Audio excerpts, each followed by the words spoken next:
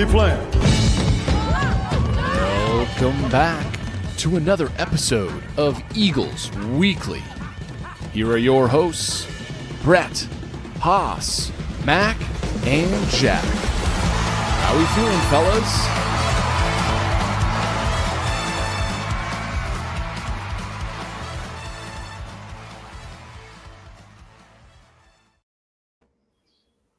All right, welcome back to Eagles Weekly, episode 28, right? Thanks, 28. 28. Episode 28. I'm one of your hosts, Brett Ryder, joined today, as always, by international marketing guru Mac Hutchinson, our ACC athlete, Jack Cyberlick. Special guest today, I would say the best hair in media row, Jack Bergamini. How you doing, guys? Good to be here. Nice to have Jack on. Yeah, peak off season. Yeah, I'm excited to be here. Thank you guys so much for having me. I'm excited. Brett, you have Jack, Mac, and Jack on. Are you going to be able to do this? I don't know. I might have to sit this one out. I might have to just be a audience member today. But yeah, I mean, big news yesterday. Obviously, the jerseys were finally released. I wasn't mad about them at all. You know, I think that I think they played it safe for these ones. Not too upset. I mean, the way I kind of think about it too is when New Balance took over and basketball and everyone else got their uniforms, like they played it fairly safe with basketball too. Like the Eagles script jerseys didn't come out until year 2.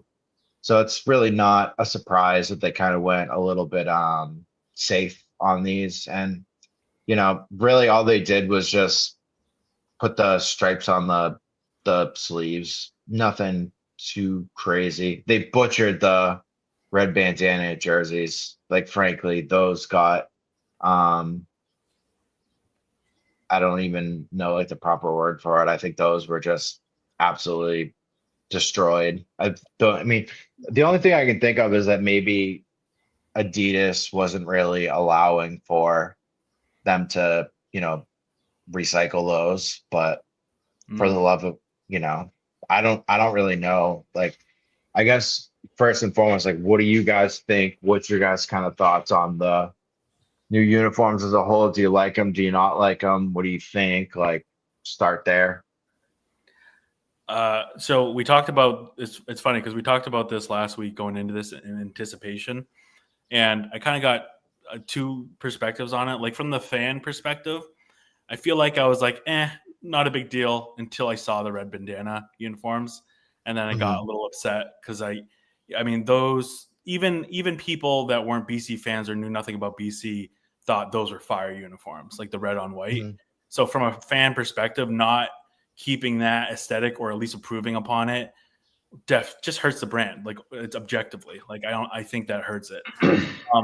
From a brand perspective, I understand what New Balance is doing. Like they're, like you said, Brett, they're trying to not, they're definitely being conservative. I think BC obviously has always been conservative with their branding and with their uniforms. And like, they kind of see themselves more like, let's be more traditional, like Notre Dame, and then have like maybe one uniform that's like, you know, out there. And I think that's what they did. But to me, it's simple. It's more traditional. It kind of looks like Florida State's with the two stripes, really. The thing that obviously upsets me from a brand perspective too is just we can't figure out gold, man. We can't figure out the gold. Like, just even if you're gonna go with that gold, why is the helmet a different color of gold? Like, can we just get that down? Like, just pick a gold and stick with it. And it's like we have every year there's like a different shade of gold. I know me and Brett last week wanted like the mustard gold, like that the students used to wear in the student section, just like so it would pop. But even if you're not going to go that route, it just seems kind of dull. And it's like, if you're going to go dull, stick with one color of dull, if that makes sense. But I don't know, Jack, what are your guys' thoughts? Because that's the overall perspective, I guess. Yeah. Well, I think like most people, I didn't see the red bandanas until after I saw the same, yeah, like the first looks. And I actually really liked the first the first like the regular uniforms. Mhm. I mean, it's pretty classic looks. I like the added stripes, like the throwback logo on the chests. I actually don't mind. I kind of like the gold helmets. I know some people were asking for like a stripe or whatever. I don't really doesn't really make much of a difference to me. I like the look of like the Yeah. of the regular ones. They didn't deviate too far from the norm, which I think is not very unexpected for their first go at it. And then, like you said, the red bandana uniforms. Like, I don't know if it's like a licensing issue with Adidas, like they couldn't basically copy with a New Balance logo or what. But yeah, those look terrible. I mean, I Yeah. saw Molly McGrath, Kevin Stone were saying they look sick, they look awesome, but I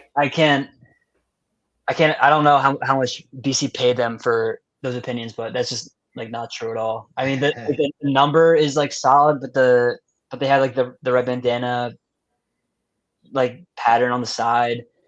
Mhm. It's just, I showed my girlfriend this morning the new uniforms, and she made it was like a first look at the new red bandana uniforms, and she was hoping for a second look. She's hoping that wasn't like the final product, but yeah, it's a tough look. I'm not a big fan at all. I think most people aren't. But yeah, I mean, hopefully they can improve upon it in coming years, but not a great first start for the red bandanas. Yeah, I kind of had a similar thought on the normal uniforms. Like they're clean, but they're boring. Like, and that's kind of just like BC jerseys in general. Like it's not a bad thing, but like it's not gonna like. I was like, oh, okay, that's cool. Yeah. Similar to Mac though, I was hoping for some gold uniforms. Like Brett, I was looking at your thread that you posted like a few hours ago, just all of them, and like those gold uniforms are just or jerseys are just so nice. And BC, it's maroon and gold. Like, why are there's no gold? Like, we're not white. Like, these white jerseys, they don't really move the needle for me. And especially with the return of the super fan shirts, like this past fall, That's I a good thought point too. maybe something could have been in the works. Maybe they will be like next season, but the gold just looks so nice. And like, why are the super fan shirts gold if like we don't even have gold jerseys? But it is what it is. And then in terms of the red bandana, I mean, yeah, you guys all hit it pretty well. It's just weird how the bandana part isn't in the number, as you kind of said, Jack. Like that was the cool part about it. Like that was, I think, what made it like awesome. And like so many students also just have those jerseys. Like no one really has like other BC football jerseys, but like a lot of people had the red bandana football jerseys. It was like a common thing. And because I think of the bandana in the number, but I don't really, now it's kind of just like what on like the top, like on the shoulder, and it just looks like a normal jersey now, which I mean, it's still like cooler than like a normal jersey, but it's since we knew what like it could have been, I think it brings it down so much. Yeah, it was so iconic. It's interesting too. Go ahead. No, it's just a shame because not only was iconic for us fans and fans were getting behind it, but it's like it was becoming iconic in college football. Like the red bandana game, I think still is like a huge like national attention, brand, thing for the BC brand every year. And the uniforms were like a huge talk within college football. It's like one of the coolest uniforms. So like you lose that, but then also I think not only is that a bummer, you look at at least that sneak peek that Molly posted, and if you take away the little red bandana patterns, which you can barely even see, it's the worst uniform that we've had in the lineup. The white with the red pants is like, and they're not even red pants, by the way. They look like maroon pants. That's the worst uniform we've had the last like 10 years. And then basically you're just adding a little pattern on top of it. So from that perspective, like on TV, you're going to just look at that and be like, what's so special about that? It's an ugly uniform. But yeah, I don't want to like harp on that too much. It's just going into the anticipating the uniforms. That was the thing that I thought I was most excited about for New Balance, because that's your opportunity. Like if you're going to stay traditional and be conservative with the everyday uniforms, your opportunity to really show what your company can do design wise is that. And I think they didn't hit it. Yeah, and when you look at like the sleeve of the jersey, that's where like the imprint of the bandana is, and like on TV, it's just going to be red. Like there's not the reason why I like the Adidas ones is because they were white with like red accent. So like when you look at it on TV, you can't see the red bandana print on TV, but you know, you knew what the jersey was because it was just a white uniform with red accent on it. Not Boston College colors at all. So you really kind of knew. Where like these ones, it's like very heavily red. Like the entire jersey is red for the most part. Like the solid numbers, like you guys said, they have gold accents in it too. Like the numbers are outlined in gold. There's gold on the pants. The stripe down. I mean, the only thing I really like about these jerseys is the fact that the pants are, and like you said, Mac, they do look maroon, but if you're gonna have red pants, and then you have like the bandana stripes in it, but like even like the bandana in the, like if you zoom in, like the bandana print's kind of funny too. Like it doesn't really look like I don't know what the word is to describe like the red bandana pattern. Doesn't really look like it. So I don't really know what they were looking to do there, if they were looking for like a more professional thing. But it is interesting to the two Jacks because obviously you guys are the demographic that they should really be trying to appease here, as like college students or recent college graduates. And then if you guys think they're boring and you guys aren't super thrilled about it, like that's a big problem too, because New Balance is going to be looking to sell these jerseys this year, and people will still buy them. We're all still going to consume them and purchase these jerseys for game day and such and rep them. But it's that's the big question, right? It's like, can you get a young fan engaged in the program to like buy the merch, buy the gear, to rep the brand, or is it kind of just like, yeah, I mean, these are okay. Like, I'm with you because there's nothing truly like exciting about these. Like, I mean, I do like the stripes on the sleeves, like for the home and the away. I think it's like a nice touch to the past, and I am happy that they didn't just copy and paste like the Flutie era jerseys as a whole and just completely just redo those. Like I do like how they kind of kept with a modern theme and really just brought like aspects of the 80s for these uniforms. But I just feel like there was so many more ways they could have added little history nuggets, so to speak, like onto the uniform, or really. And this is New Balance's first art. They could have made it like their own. It's like I tweeted about it earlier with all the different carriers that have produced uniforms, even just since the 90s. This was really their first opportunity to make their own mark. They didn't really go too crazy. I mean, my big thing though is like, as long as it doesn't turn into like the Under Armour fiasco, like the Under Armour jerseys with like the diagonal stripes on the pants and the random stripes on the sleeves that were like different colors and different color. It's like the fact that AJ Dillon had to wear probably the worst Boston College football jersey in the history of the program is probably the bigger travesty than him having to play for Steve Adazio himself. Yeah, I don't know. Like, I mean, I'll call you Jack B for now. But Jack, as like a recent, college graduate, like this probably doesn't, you're probably not sitting there like, oh damn, like I wish I was like still in school for, next year for like when these new, like that probably isn't going to be like too exciting for, people your age, is it? Like, doesn't seem it. No, I don't think so. I mean, I probably wouldn't. The jerseys are always like overpriced, so I probably wouldn't buy it anyway. But it's definitely like a downgrade. And I was just gonna say, like, BC hasn't like officially released these ones, right? It was only the Molly McGrath like Instagram post. Like, it's Right. is that accurate? Okay. Yeah. So I mean, I guess like that you could also say that it's not like official, but just Right. Maybe like, it was just a concept potentially. yeah. That's because and I was also going to ask you guys this, like, because the game is so far away. It's November 8th, SMU, I think, yeah. And that's just like, I feel like when I saw that, I was like, I know that's been the thing like the past few years. It's like the game is always like in November. Like, it just feels kind of weird to me how that red bandana game is so far away from like the day that it's supposed to honor.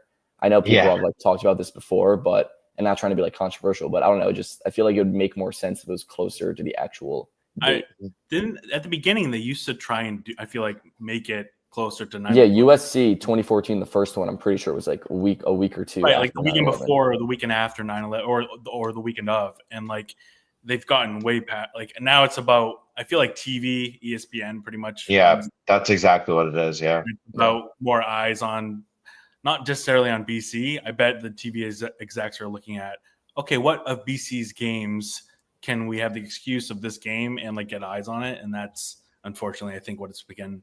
That decision's been more about. But yeah, before I want to let Jack in on this too, but I just want to say, I hope that's a concept, Jack. I'm glad you brought that up because I saw some other things people posting, like some photos from that event, and I'm like, that has to be concept because they looked. I saw one like photo of like the helmet with the logo on it. And I'm like, what is that all about? So I'm hoping some of that stuff at the event was just concept, but. If you're what I was really hoping from a design perspective, if they haven't made this red bandana uniform yet, is like we did the red pattern on the white. What if they did like an all red uniform with like the white pattern on top, which would be like the actual red bandana? I think something sick like that. We have like the white pattern really stick out like throughout the entire uniform. Like that's an incredible opportunity for them, I think, if they wanted to do something like that. But again, that's just me hoping from a design perspective, I guess. I mean, the all red would be pretty nice. That's a good point. That is the actual bandana, but right, they've never tried that, so I was just wondering, maybe. Yeah, and maybe I don't know. Maybe for this is just me like spitballing. Maybe for this event they just needed to have something because they couldn't have the exact jersey. Right, they never made like from Adidas. I don't know, like right. I don't know. So I mean, that's just the optimistic, perspective. I sure it is 5 months away. The actual game, so yeah. I guess there's hope, but if this is like the jersey, it just sucks because like it's like one of the few things BC can like nationally hang its hat on. It's like the red bandana story, the uniform, right, and whatnot. And like the uniform just like doesn't just like it doesn't look great, but also just like doesn't make sense the way it's put together. I feel like with like the solid number, the red pants with the stripe, the white top with the sleeve thing. But yeah, I mean, Jack, I'm glad you brought that up. I do hope it's like a concept, though I fear if it was, Molly might not have posted it, but I don't know. I guess there's still, like I said, 5 months till the game, so maybe New Balance is going to get back in the lab with this one, but yeah, I hope so. To bring up your first point too, the first red bandana game was September 13th. In 2014, and even close, and even the next year, I think it was like I got it right here. Actually, it was September 18th. And if you look at the 2014 uniforms, they almost kind of look like what New Balance did, which is like they really didn't change the uniform; they just kind of put a little pattern on the red. I think that's what it was. But all they really did for those was when they had the maroon stripe. Yeah, that's what it was. Just made and they just made that bandana, which was. Wait, we should talk. I have a quick question for the round table here. The stripe, because me and Brett can at least remember back when Matty Ice was quarterback. The tradition was BC had the red maroon stripe on the gold helmet right down the center. Yes or no? I mean, they said they went with no, but I know they've gone away from that. But do you want to see it back or not? I know that's. Some old schoolers want to see that back. I'm interested in your guys' answer first. And I don't want to upset the veterans here, but I mean, I think the gold kind of looks clean, just gold, but also wouldn't be, opposed to having like a throwback uniform or with that on it, because I just looked it up because I obviously have seen it, but I just couldn't remember it. And it does look pretty nice. Yeah. I think I prefer the no stripe personally, but I just think it looks better. But I don't know if they did it like in a tasteful way. I guess it would look good, like for a throwback uniform. But yeah, that's just kind of my general thoughts about it. I mean, I'm completely fine with the all gold. I just liked the maroon stripe just for the sense that it kind of differentiated us. Nostalgic, Brett. Yeah. Yeah, yeah. I mean, we were really freaking good when we It's had the the last time maroon we were stripe. good, so that's You kind know, of so it's That's like, a thing too. I think it's I like mean, this. But if you have, if it means a helmet stripe and slanted numbers to be good again, like I will gladly take that back. Which like that's another thing too with the BC uniforms too. It's like our jerseys used to be so unique. mm, Like back in the day, they were super unique. Like they were really cool. I mean, as like a kid, seeing like the fucked up like sideways numbers, I always thought that was like really cool. Like I'm sure a lot of like football purists and a lot of BC purists like at that time, like they probably absolutely. I can only imagine like BC Bob and you know ATL Eagle and all these other old heads. They probably fucking hated it back then remember the Matt with like the Ryan, slant. the Matt Ryan white uniforms with the like the eagle head on Yeah, the with like the Philadelphia Eagle on the yeah, side. it's basically the Philly like a Philly steel on the shoulder pad.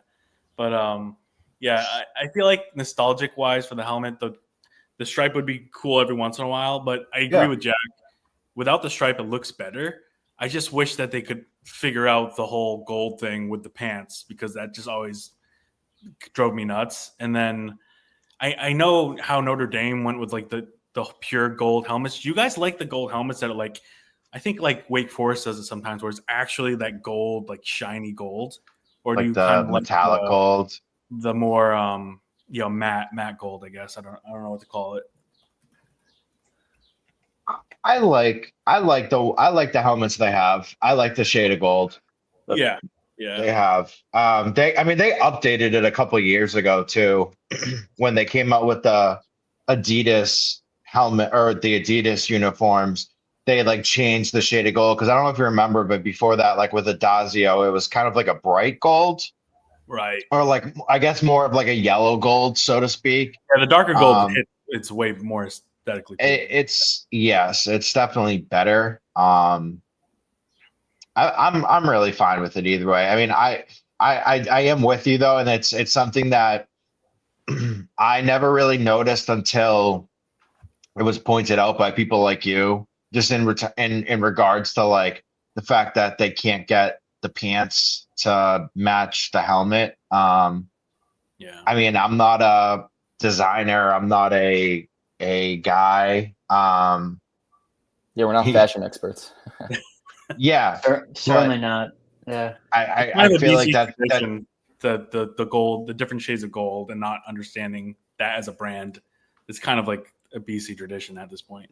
I just feel like it shouldn't be like that fucking hard to match it up. But I mean, again, I'm not a developer. I'm wearing a women's basketball jersey right now. I mean, Those were the nice ones, though. That's good. I know. I was gonna say, Number how much 10. do you guys It works, like? right? You It brought works. brought up the helmet, the old helmet. Like, how much is that like the team actually being good back then, and like kind of makes you like remember the good team? Probably Like, a lot of Yeah. Because like now, like Yeah. I feel like now it's like, oh, BC. Okay, if we get 9 wins, like whatever jersey we have, okay, those are sick. Like we got 9 wins. But, like if we go 6 Right. and 6 every year. Like okay, yeah, we could like pick apart these jerseys. I don't know, will. I will crap less on that red bandana jersey if we beat SMU. I'm just letting you know. Yeah, it's like exactly. Yeah, it might be my new favorite if we do that.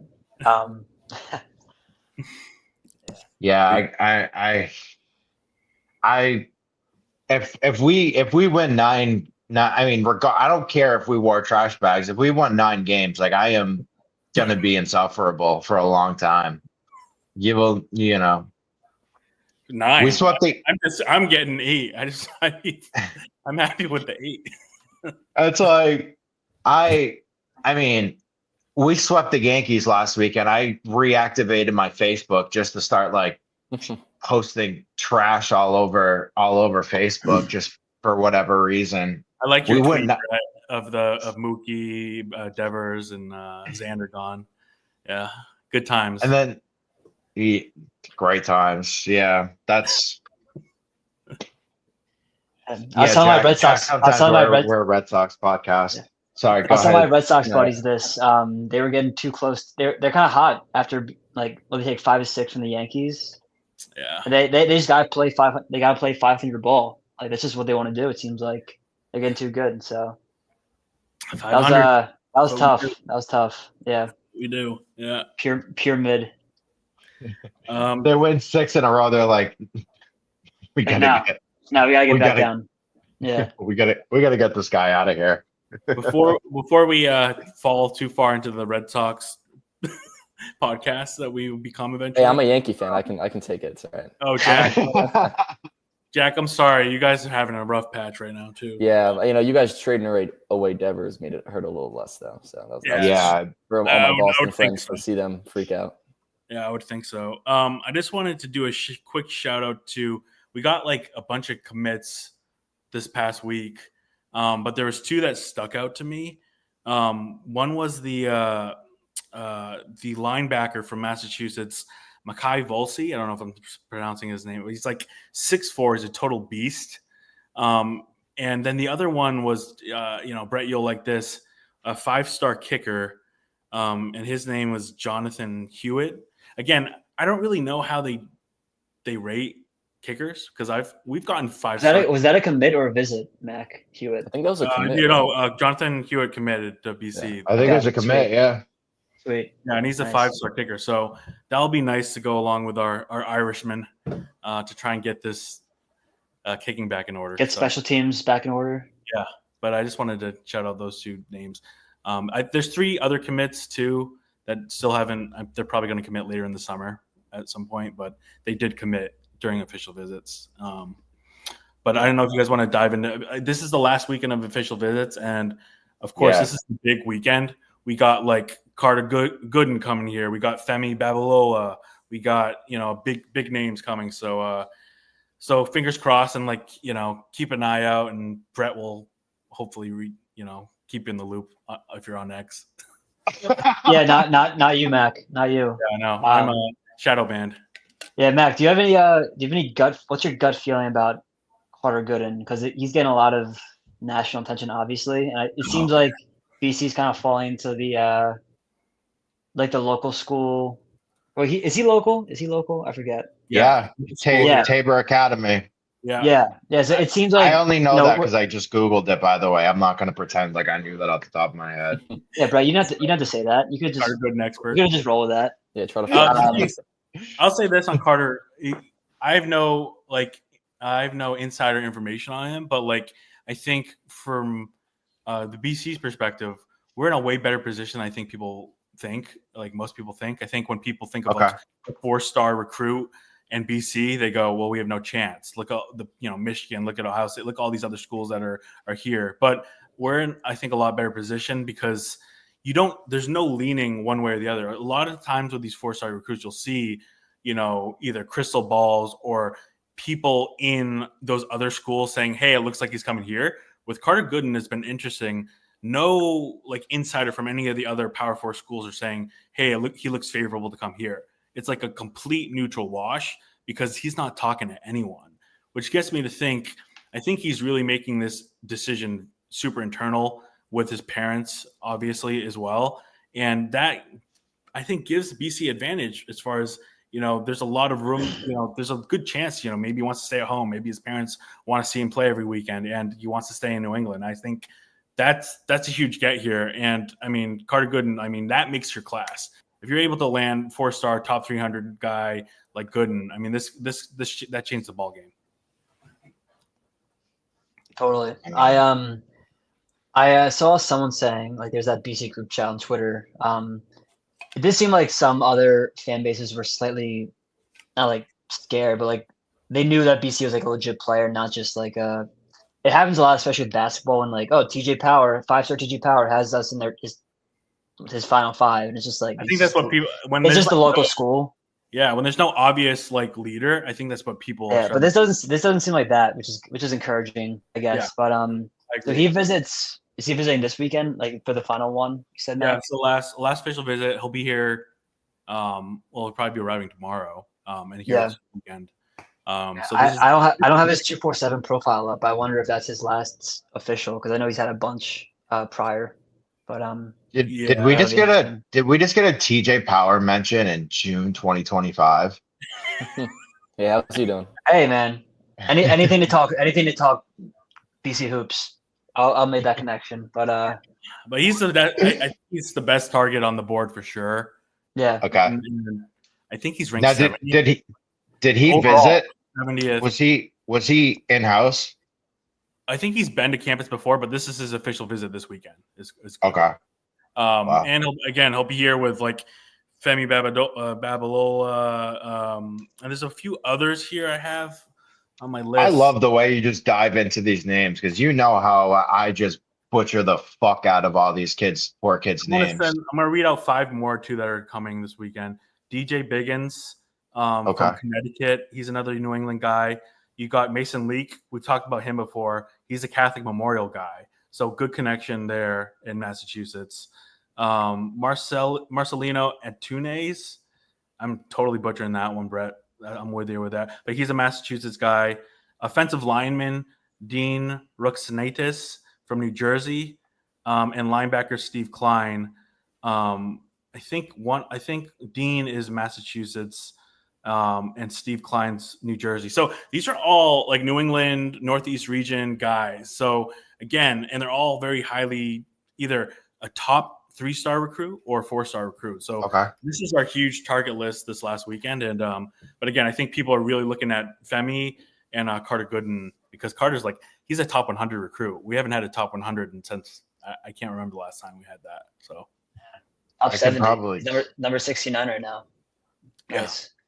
But it looks like BC's gonna get his final official, at least according to 247. He's at UNC right now. He's at Penn State last weekend. That's another great sign. That's another great sign. sign. Yeah, BC this weekend is his final, at least listed. He also had Michigan State, Virginia earlier in this.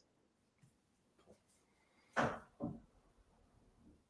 think Jack froze, but I will say it's a good sign that he's gone to a bunch of schools, a bunch of Power 4 schools, and he's still deciding to come to BC.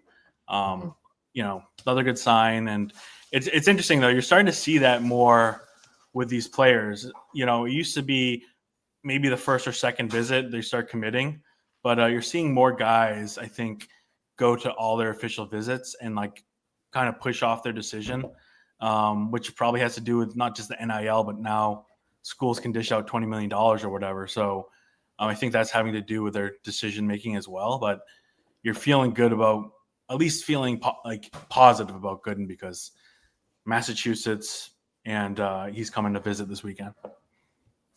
You got a real shot.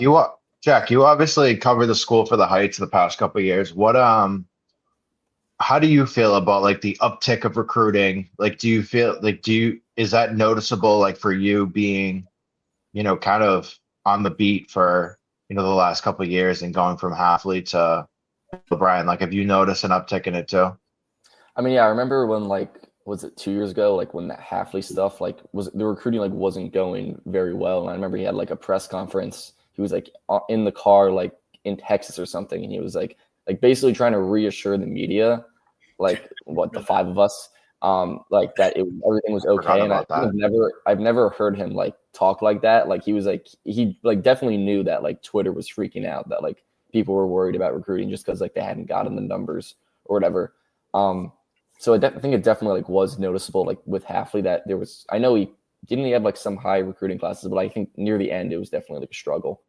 And now I just think, I mean, again, I'm no recruiting guru here, but it just definitely seems like consistently, I feel like every day, every other day, there's more guys visiting, more guys recruiting, or more guys committing. Sorry. I think that's just the Bill O'Brien effect. I think he had just more of a draw than Halfley did. It just seems like, I think Mac, you mentioned it, the BC is really focusing in on the Northeast and Massachusetts guys. And it seems to be working. I mean, again, we haven't seen any of these recruits actually at BC yet. I think that's also important to note. But I think, in a year or two when they actually start playing, we could really see a big difference. Yeah, and especially with the local recruits too, because I mean, how many times did we hear from whether it was Adazio, Halfley? I mean, really any of them, they always talked about, the fence, the proverbial fence around New England. And Yeah. keeping all the local guys in house. And year after year, we saw a predominant amount of them go elsewhere, specifically to Michigan, right? Like when Don Brown was there, like Don Brown was poaching everyone up to Michigan.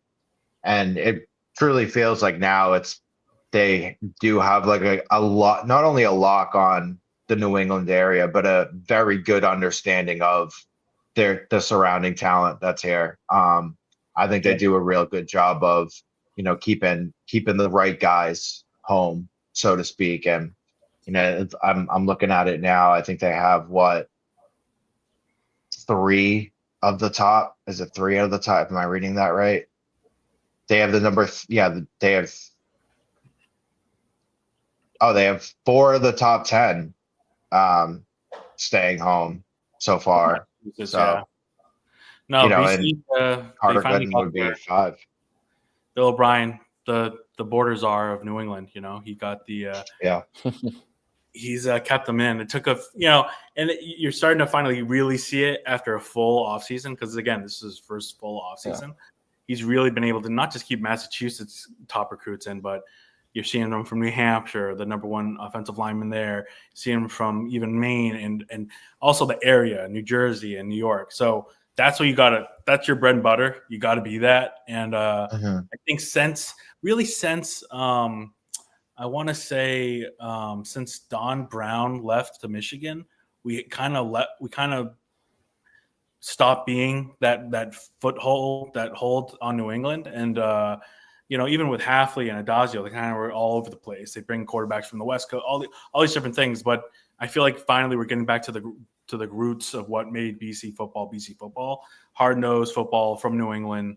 And Bill O'Brien's the guy, because he's from New England. He knows exactly what we're talking about. He's followed the program since he was a kid. Yeah. So it's good.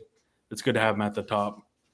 I mean, speaking about quarterbacks, like your guy Shaker, that having an Oklahoma quarterback, I don't think it's talked about enough. Having a kid. I'm so excited, guys, about opening game. You're gonna see Shaker play. I'm telling you. Like you're gonna see him play. Yeah, Jack, if you haven't been following along, Mac is a big Shaker fan. Really? I mean, raves about him. Jack, were you able to come to a couple spring practices, right? I actually didn't. No, I don't think so. Okay. Yeah. But I was gonna say, like, we don't even. Who's the quarterback right now? Yeah, it's not even. Is it Grayson or is it Alabama guy? That's a good question, Jack. Do you have? I know you've probably have your own perspective, but without knowing, I guess, what would be your choice to kind of go with a QB1 at the beginning? Yeah, based on really only what you've seen from last year. Mm-hmm. I mean, it's tough because BC it's never been what I think we've talked about the past few seasons. It's never just been one QB. So it's almost a guarantee that whoever starts the season, we're going to see the other guy eventually. I want to say Grayson will start the year, but we saw 2 years ago when Moorhead started the first 3 drives and was pulled for Castellanos. Some crazy stuff like that could happen. That was crazy. Yeah. That's probably one of the crazier things that's happened since I've been following BC football. But right, I don't know. Again, I haven't been in practice, so I don't even know if how much do they really showcase in practice these two right now. But I'd probably go with Grayson. I mean, it's kind of the safer, more boring option, but he was pretty solid all of last year. Yeah, and I think it's probably more fair to give him a shot to start the year, unless was Dylan's absolutely smoking it in practice, and there's a clear difference. That was pretty much all our perspectives. Yeah. I think they battled, just as they battled it out. Not just them two. They're also Shaker Rising from Oklahoma, which is why I've been so just talking about him nonstop. Shaker mentioned. But it seemed like it was pretty equal margin, which is why I think a lot of the fans were like, okay, if it's equal, just go with Grayson. He was your guy. He was loyal. Might as well go for him. But I think this summer is going to be a huge deal with that development. Is Lonergan, because he clearly has more it seems to have more upside and obviously more eligibility. Is he able to develop enough where it feels he's clearly better and gives us a better chance to win? Because I think we all agree whoever he thinks gives us the best chance to win, he's going to go with. So that'll be interesting to watch, obviously. My biggest takeaway too, even from this whole situation, is like we were all calling for Will Long's head last year. Like we wanted him out. We thought he stunk. We thought he didn't know what he was doing. Then he gets Grayson James, and I don't know who was more of what, but suddenly like that combination worked very well, right? Like Will Lawing with a quarterback that actually worked within the confines of his system, like all of a sudden, like things got a lot better, and I think that goes to show you that Will Lawing actually is a pretty damn good coordinator. I think he's a great play caller. When he had Castellanos running the offense, it looked very out of sorts, and it wasn't a cohesive offense, and it left us all scratching our heads like, what the hell is this guy doing? Then you bring Grayson in, who and Grayson did a fantastic job overall. I'm excited to see, like, does he take it up another notch this year, or does Dylan Lonergan wasn't an Alabama quarterback for nothing. It's not like he was at Alabama and burned out or failed. He didn't fail. He just really didn't get the opportunity, and now he's here. That's a very intriguing position for Boston College to be in. It's like, who's going to be running the quarterback position, and like, where does it go from here? Because we saw just how much better the quarterback play got from one style of quarterback to the next. Now you have two of the same style of quarterbacks. Like, who's really going to take the reins? Who's going to run? Like, which one is Will Long going to mold ultimately? Like, that's what I'm most excited about. Because I don't know. I was thinking about it the other day, especially with like Tommy, and you look at his, and I love the Florida State fans when they look at his stats. It's like 18 touchdowns and 5 interceptions, but it's like, yeah, but keep going to the right and look at his quarterback rating, because that will tell you the story. It's not the other stuff with him, I think it's all that. I think it all has to do with the quarterback, man. I think I'll say this because I can't get banned on X anymore. I think that, like, as the quarterback got better, so was Will Long's ability to call the playbook.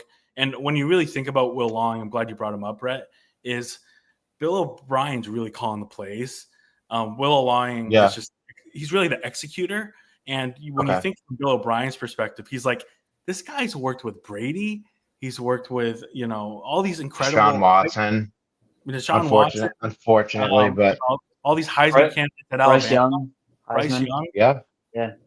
He's used to that level of talent, right? So that's why, my big hunch, obviously coming out of spring, was that I'm leaning on Lonergan, because that's not only the guy he recruited and brought from Alabama, and they're paying all this money to come here, but that's this type of quarterback and built for his system that he recruited to.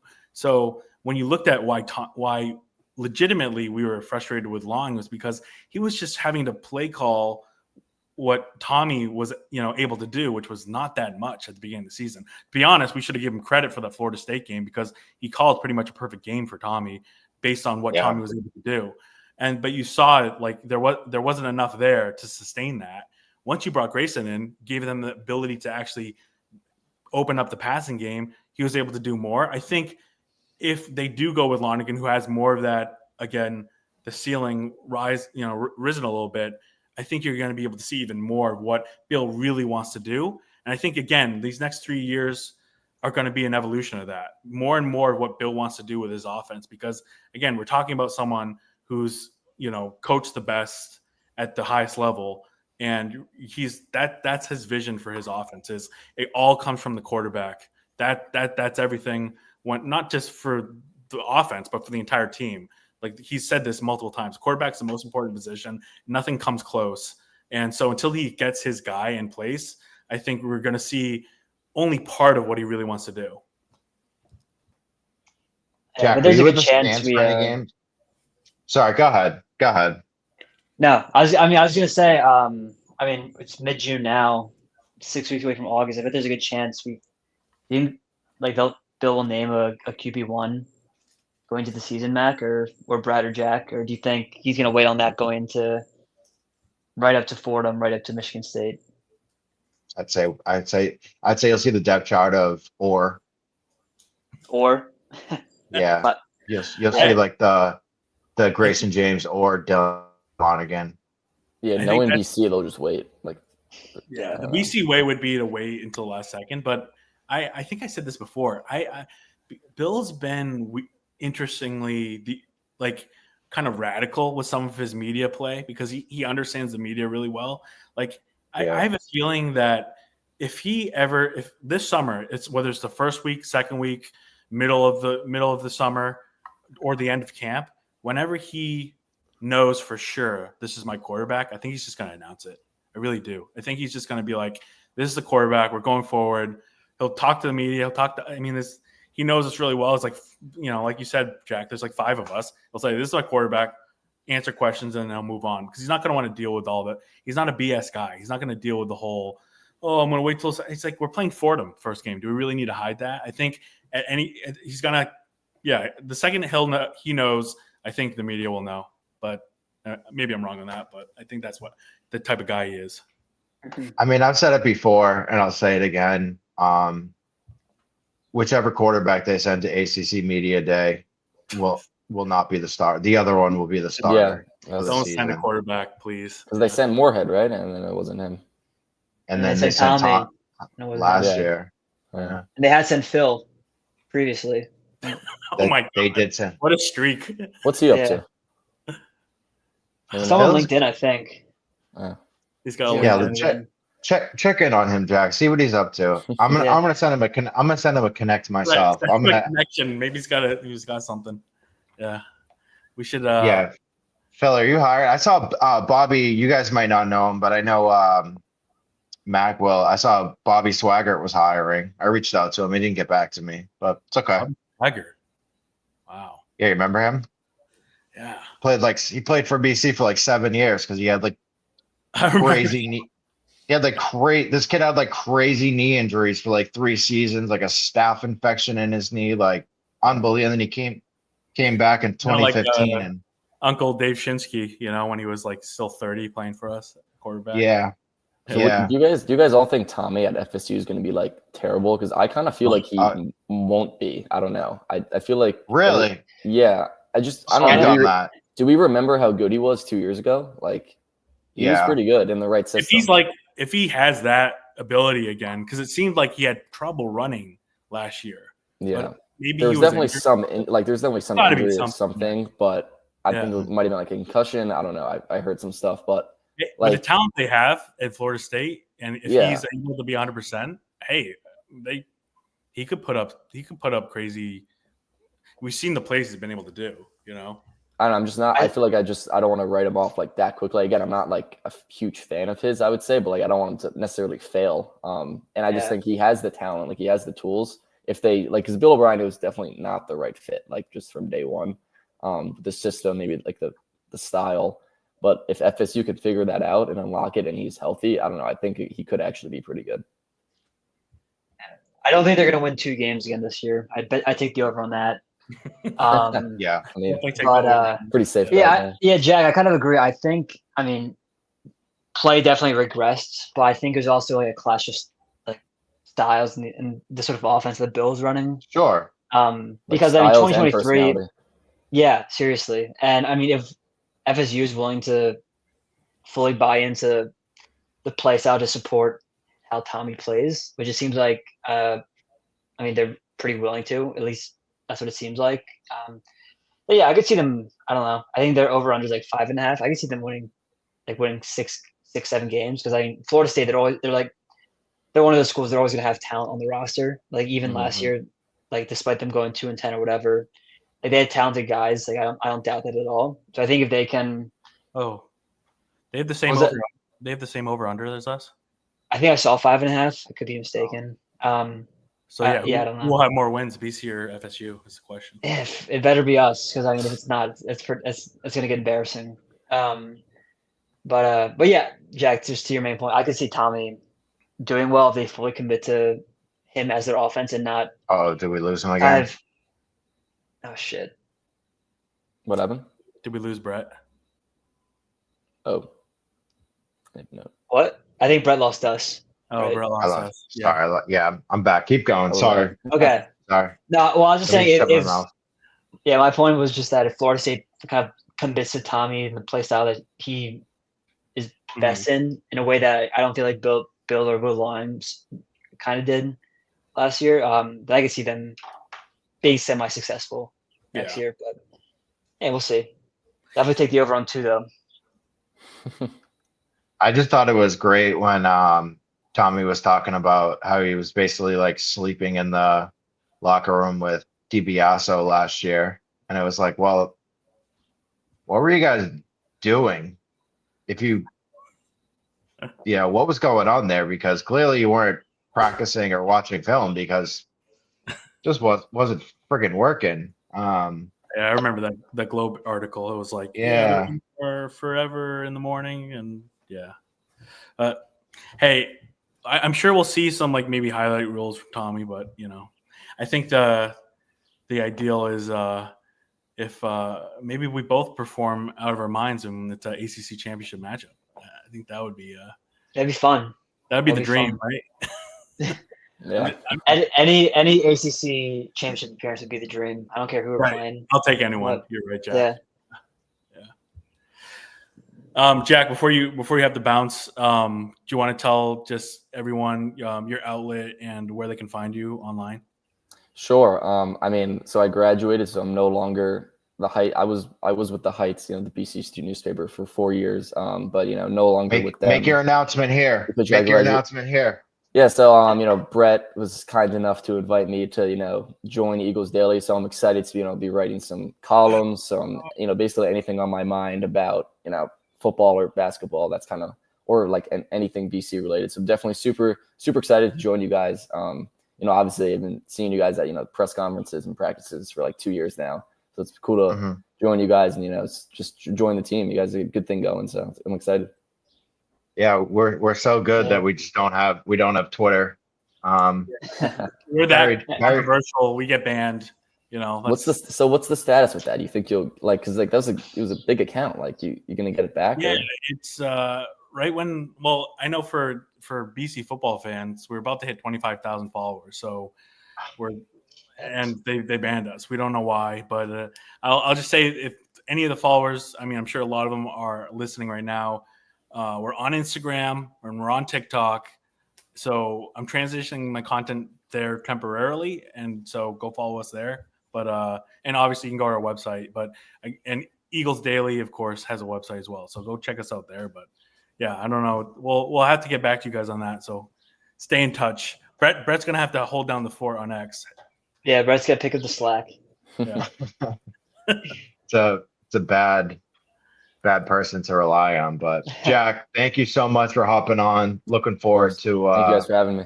Getting things rolling with you, and thank you again, man. Part of the crew. Yeah, thanks, Jack. I gotta know though, Mac. Were you like harassing people? Like what was happening? With the X thing? Yeah. Like, were you?